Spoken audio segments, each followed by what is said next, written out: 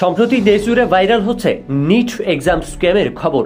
যা জেরে বেশ কিছু ছাত্রছাত্রী সুইসাইডের খবরও ভেসে এসেছে। এই মৌসুমে বাংলায় রাজ্য পাবলিক সার্ভিস কমিশনের একটি পরীক্ষায় দুর্নীতির অভিযোগ উঠে এসেছে।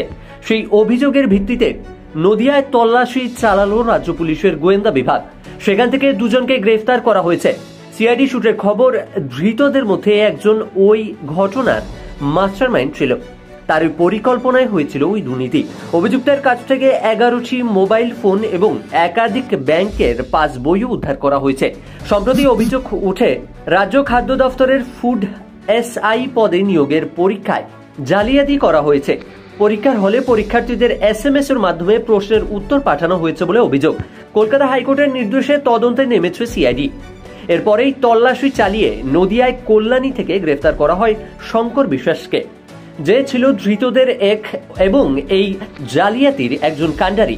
এদিকে অন্য অভিযুক্তকে গ্রেফতার করা হয় ধুবুলিয়া থেকে, যার নাম পাপাই দাস।